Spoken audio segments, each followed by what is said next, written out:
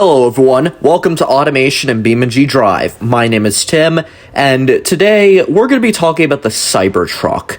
Now, if you know about the Cybertruck, you would know that every single one of them had been recalled recently. That's because the accelerator pedal can get stuck and all that, and also, the vehicle's just really jankily built together. Like, I'm fairly certain I could build something higher quality, and my method of doing that would just be overbuild everything, reinforce everything as much as possible. But other than that point, we're going to be building a Cybertruck. Steel, probably monocoque, carbon fiber. We're going to do front longitudinal because we're going to be making two variants of it. A gas-powered version and an EV version. We're going to do solid leaf for both because we want this thing to have a strong truck suspension. Really, really strong.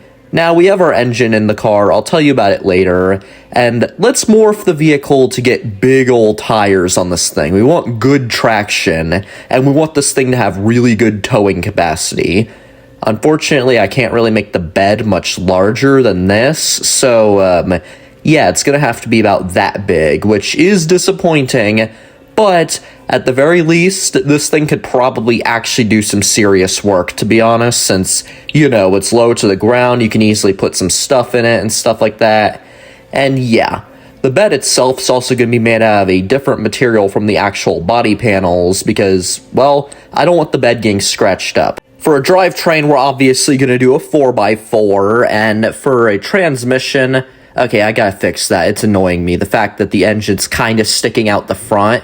It's really annoying me, and I think I gave it, like, the economy intake or something like that. And, yeah, whichever one has the best torque rating I'm gonna do, which is sequential. And, yeah, we're also gonna do radial utility, widest tires possible. The rear tires are definitely really cool, and definitely really wide, and this thing is definitely gonna be able to do lots of work. Carbon ceramic, because why not? We want this thing to have a good stopping distance, off-road skid tray, and not the best aerodynamics, but hey, neither's the Cybertruck. We're gonna make it slightly heavier on the inside. We're gonna give it good quality everything, hydraulic ball, traction control, ABS, advanced safety, make it a bit heavier, push the engine back to the rear more, because we want this thing to have a better weight ratio.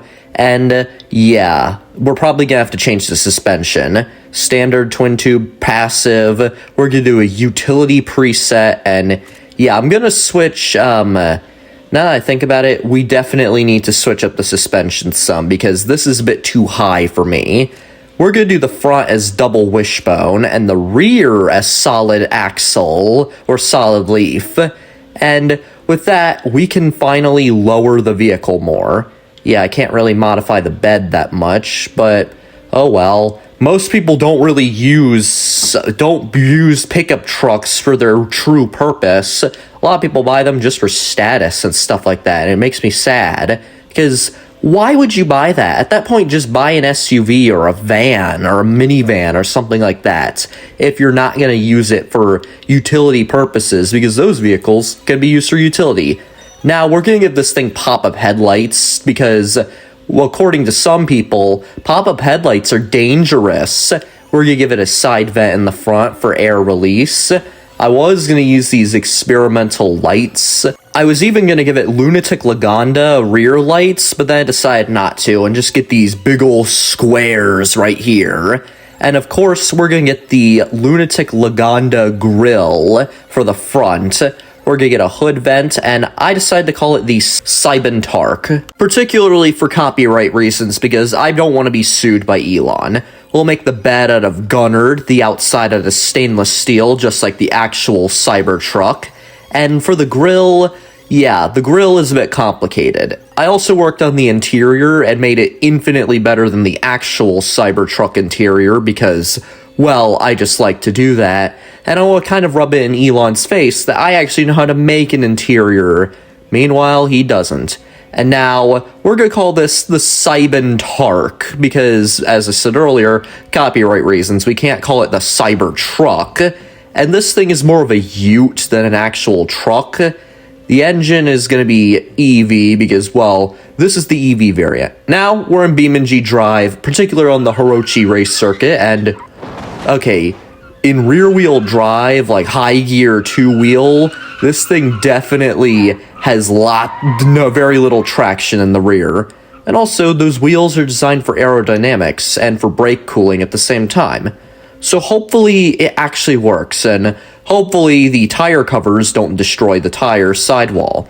Now, we're on the race, we have 3 other people with us. Sound might not be very good, but, well, that's their problem. We're driving an EV that makes very little sound, and also, this thing does handle pretty well. And I hope this thing is a long enough battery range to do a race like this, because, yeah, I already see the battery kind of losing charge, which isn't good at all. Like, seriously, yeah, I feel like, electric race cars aren't exactly the best idea, but they're an interesting idea. And, oh, okay, we cannot be spinning out. Oh, no. Oh, no! We can't spin out, but yeah. This is the interior. I personally think it's really good. We have orange, blue, black carbon fiber. We also have a white steering wheel, interior courtesy lights. It's lovely. And also, we have simple, but yet effective brake lights on this thing. And we even have a tow hitch, so we can do some towing. And so far, yeah, this thing is pretty hard to control on the track, probably because it's not designed for this, but hopefully we definitely beat this in a pretty quick time. Let's see how fast we can go to cross the finish line. How fast are we gonna go? Are we gonna do 90? Oh, 89. Still pretty good. And this thing right here, we did a 1 minute 33 second lap. Not exactly the best, but hey. Now, let's do a top speed or a chase run. I'm not entirely sure what I would call this. This is more like a chase run.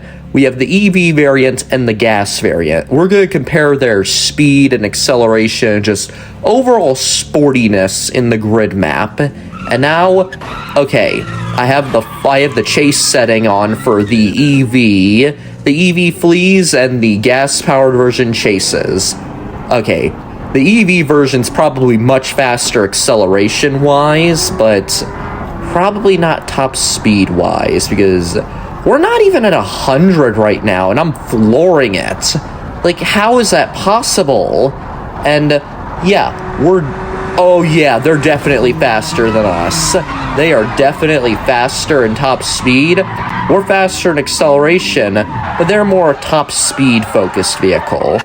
And so far, we didn't get our vehicle totaled. Unlike the Cybertruck, which I'm fairly certain if it were to get into a crash like that at such a speed, there would probably be a serious issue with it. Something would probably break. So, in the gas version, we're going about 130 pretty fast, and yeah, I'm fairly certain this vehicle we made actually has crumple zones, unlike the Cybertruck. And you know what? Already, this vehicle is better than the Cybertruck already, despite not handling as well, just being overall lighter, probably not, I don't know at this point. All I know, yeah, these vehicles are definitely not friends right now. But hey, they're pretty cool, to be honest. The fact that we have 2 options, EV, and we have gas-powered, which I called the Petron-Tark. And now let's do an absolute potential top speed test by driving it down a hill at maximum speed. This is what we're going to do, see what the maximum possible speed this thing can possibly handle is. We're going to start off with the Cybertruck, the EV variant, and so far we're doing pretty good. We've already gone over 130, which is nice. We're probably going to be at like 140. 140 looks like our top speed, and yeah, we flew over the rail, we flipped over a bunch, hit a tree. Lovely. Now, we're gonna do the Petron-Tark right now, because this version, okay, I actually prefer the Petron-Tark, kind of, because it feels faster overall, because, well, it is, but the Cybertruck is more of a quiet vehicle. quiet and just more torque, probably more immediate torque. Okay, we're at 170 right now. 170 is the Petrontark's top speed, and oh my. Oh, our tire just fell off. Yeah, our tire definitely did not like us and wanted nothing to do with us. Now, let's go to a drag race. We're gonna do the Cybertruck versus the Petrontark right now. And oh boy, let's go! Okay, we're definitely faster in low-end speed, like acceleration, but definitely they have the overall upper hand on us because their trap speed was like 19 miles per hour faster than us, and that's kind of crazy. But these two vehicles are both pretty good in my opinion. If you want an EV that's fast and practical, the Cybertruck is for you. Now, the next drag race, which is Jeff, our 3,500 horsepower EV van that I made a while back. And now, let's get ready and, yeah. We are definitely not winning, because if that thing can kinda keep up with the turbine thrasher, what chance do we have of winning? Yeah, they're already done, and oh, yeah, 12.8 for us, basically. Yeah, that vehicle is just cheating, to be honest. That was just me trying to compare two absolute extremes, a normal vehicle with an utterly ridiculous one. Now, this time, we're going to compare the Cybertruck to another Cybertruck, two of the exact same vehicles compared to each other. Okay, we probably started a little earlier than them, to be honest, and yeah, we're definitely doing a bit better than them, and yeah, I wonder what time they got, to be honest, because they were kind of behind us, and oh, we both spun out. How cute. Oh, their time was, about half a second slower, so not that good. Now we're going to compare it to our 4x4 EV buggy vehicle that I made. This is a vehicle based off of something pretty neat. It's basically an electric buggy that's designed for adventure, getting dirty, off-road, and stuff like that. It's not designed for, like, being pristine and pretty. It's designed for adventure. And well, we did pretty good again. Pretty good with a 12.8 second quarter mile time. Fairly Certain is like pretty decently fast. It's not as fast as like the Lunatic Lagonda, which I remember getting like an 11 point something. Yeah. Now, we're going to compare it to one of the normal BeamNG Drive EVs, particularly an 800 horsepower one, and yeah.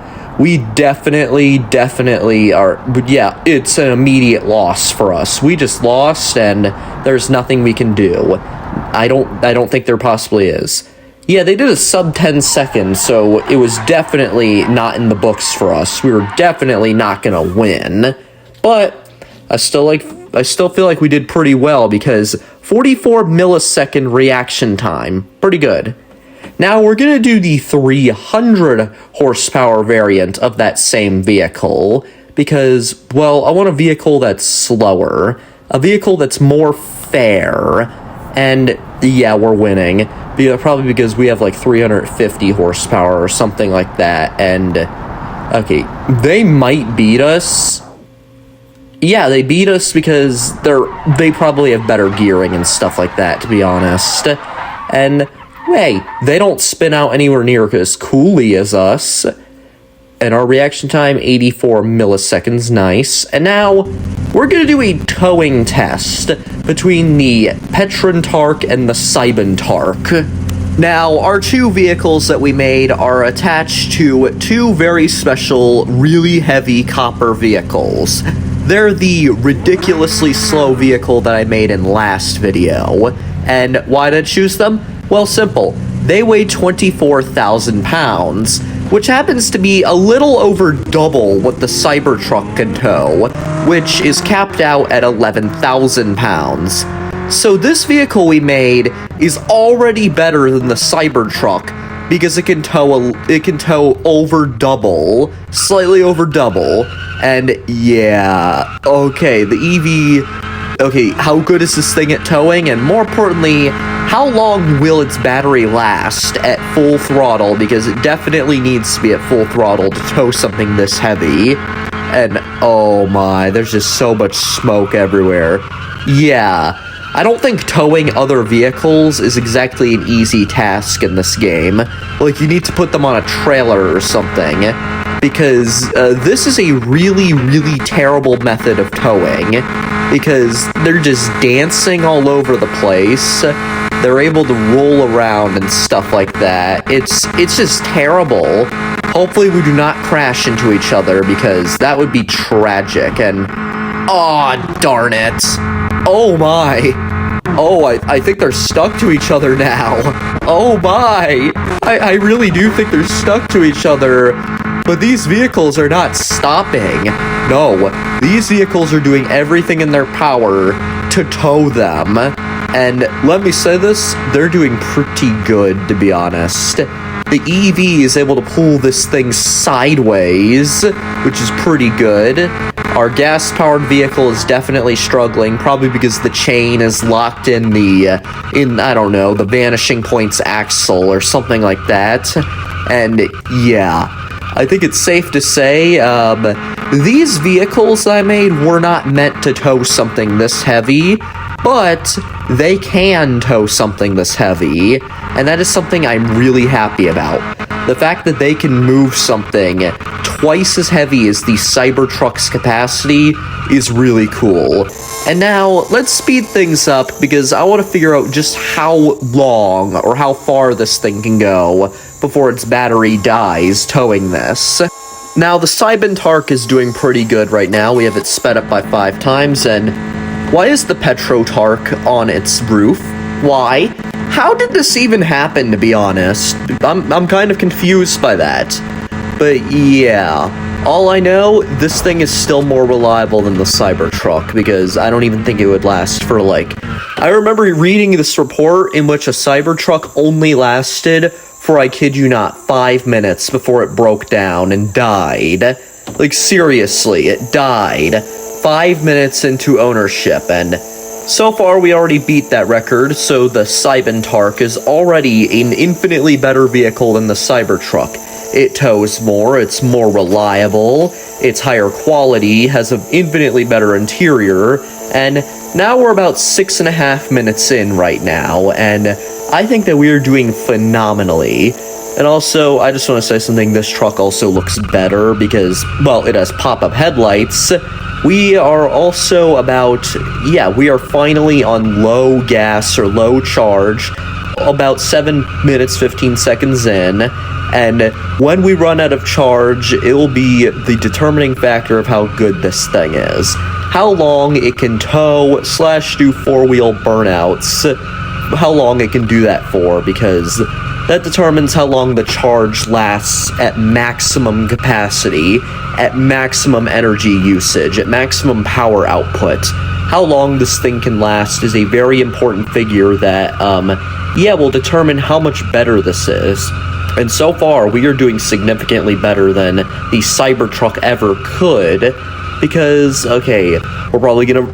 We finally did. 7 minutes, 55.392 seconds, and we got about 1.5 miles of towing. Don't get me wrong, that is absolutely abysmal. But if we were to tow 11,000 pounds instead of 24,000, we'd probably get something more like maybe a 5K. We'd be able to tow this thing the distance of a 5K before running out of charge. So yeah, this thing is not exactly a long-range vehicle. I bet you the gas version's advertised as the long-range version. And I'm still confused. How did it get upside down? And now, let's take this thing into the water, because I'm just about ready to end the video here. Anyway, we could admire this thing's shininess, the fact that it's a road hazard. It's a stationary road hazard at this point. It is that shiny. And I will say this thing makes an excellent sports truck, by the way. It's low to the ground, it has plenty of utility, it's pretty darn good at towing, much better than I expected, and also, it's just cool, and I cannot get over the interior. Now, let's test this thing's light off-road capabilities. Already better than the Cybertruck, because there's another video. Oh, we hit a wall. Why is there a wall there?